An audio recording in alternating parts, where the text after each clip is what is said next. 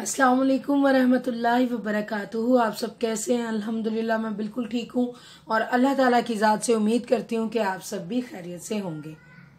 आज मैं एक स्पेशल किसी ने फरमाइश की है कि आप ही अनानास के से इलाज के बारे में आप बताएं और अनानास के आप फ़ायदे बताएं। तो आज मैं अनानास जो फल है उसके बारे में मैं आज आपको बताऊंगी कि अनानास के रस से चेहरा भी आप दिलकश कर सकते हैं और कैसे कर सकते हैं, और इससे मैदा जिगर और किस तरह आप इससे इलाज कर सकते हैं मैं आपको ये भी बताऊंगी। और प्लीज़ जिन्होंने अभी तक मेरा चैनल सब्सक्राइब नहीं किया प्लीज़ सब्सक्राइब कर दें मेरा चैनल, लाइक भी कर दें और एज अ सदका जारिया शेयर भी कर दें। मे भी किसी का भला हो जाए और आपको और मुझे दुआ लग जाए। किसी को नेकी की बात बताना सदका जारिया होता है और हमें ऐसे काम करते रहना चाहिए। और क्योंकि रोज़े महशर हमें रोज़े क़यामत एक एक नेकी की हमें तलब होगी, ज़रूरत होगी, और तब हमें पछतावा होगा कि हम दुनिया में रहे तो हमने नेकी का काम नहीं किया ज़्यादा, या हमें करना चाहिए नेकी का काम। ठीक है, अब हम अपनी वीडियो को स्टार्ट लेते हैं। मैं सबसे पहले आपको अनानास के रस से चेहरा दिलकश और शादाब कैसे हो सकता है इसका मैं आपको तरीका बताऊंगी।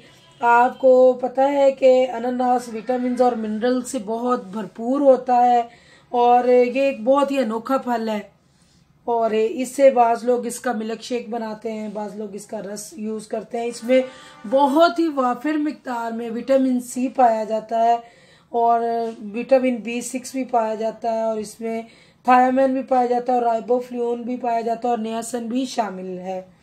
ये सेहत के लिए बहुत अच्छा होता है अनानास, और इसको पाइनएप्पल भी बोलते हैं इंग्लिश में। और अनानास में आप रोज़ाना ज़रूरत का 1% हिस्सा विटामिन के का आप पा सकते हैं अगर आप इसे खाते हैं। तो आपको पता है कि कितना ज़्यादा बेनिफिशियल है विटामिन के। हेल्थ के हवाले से खून को पतला करता है। ऐसे लोग जिनका खून बहुत गाढ़ा हो चुका है वो पाइनएप्पल का इस्तेमाल करें और फिर बेहतरीन और गुड रिजल्ट पाएं, और मुझे अपनी खूबसूरत दुआओं में ज़रूर याद रखें। अब मैं सबसे पहले तो आपको इस स्किन के हवाले से बता रही थी कि जिल्द को चमकदार बनाने के लिए आपने किस तरीके से यूज़ करना है।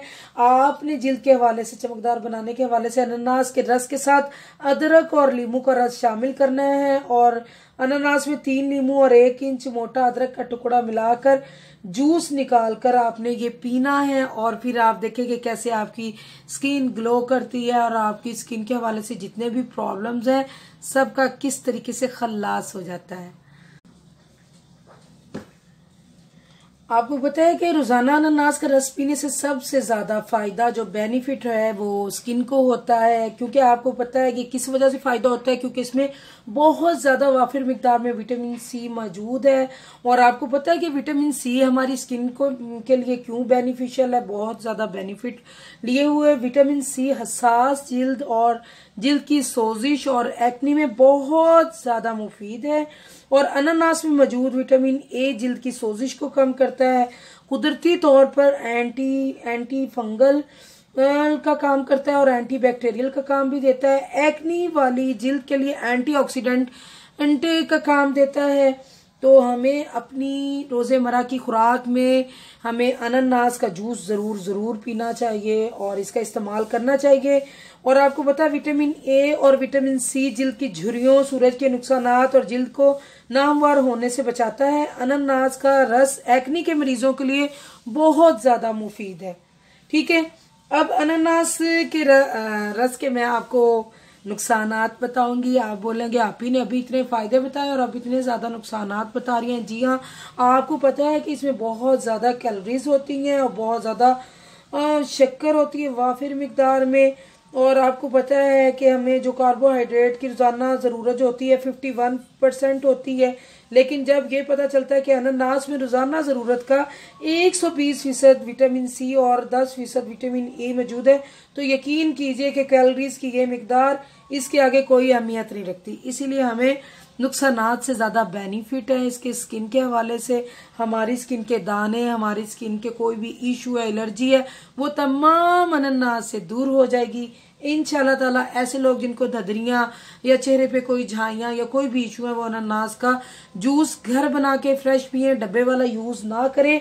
अक्सर लोग जो हैं वो डब्बों में पैक अनानास का रस इस्तेमाल करते हैं क्योंकि अनानास का ताज़ा जूस हर जगह नहीं मिलता और इसे छीलना बहुत ही मुश्किल काम है। क्योंकि मैंने भी छीला था तो मेरे हाथ पे काफ़ी वो लग गए थे उसके, क्योंकि वो थोड़ा सख्त होता है और वो इस तरीके से आसानी से नहीं छिलता। लेकिन यकीन कीजिए कि आप अगर घर में बनाएंगे फ्रेश जूस तो उसका बहुत ज़्यादा आपको रिजल्ट मिलेगा और आप ही को दुआ देंगे। और आपको पता है कि अपने रोज़मर्रा ग़िज़ा में अनानास का रस अगर आप शामिल करेंगे कि तो आपकी जिल्द हैरत अंगेज तौर पर खूबसूरत हो जाएगी और बहुत ज़्यादा चमकदार हो जाएगी।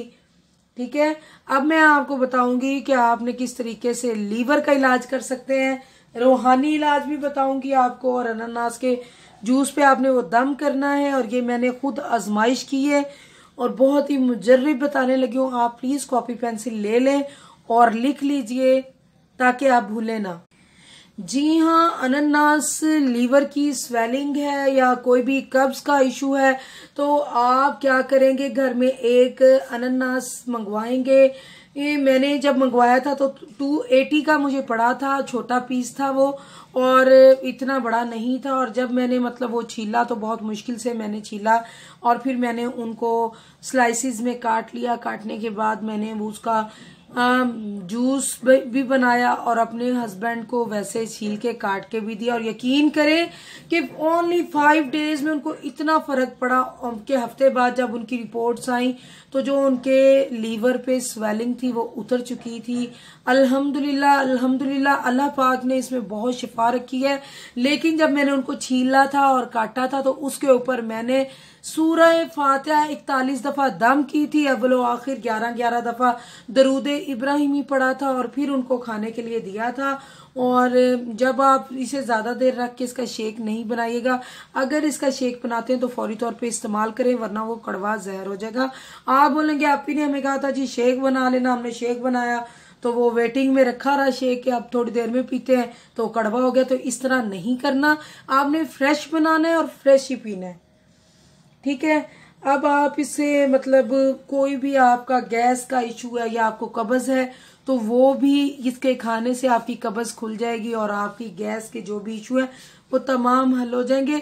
अपनी खूबसूरत दुआओं में मुझे जरूर याद रखिए। नेक्स्ट वीडियो तक आप ही को इजाजत दीजिए। अल्लाह हाफिज। आका का मीलाद आया,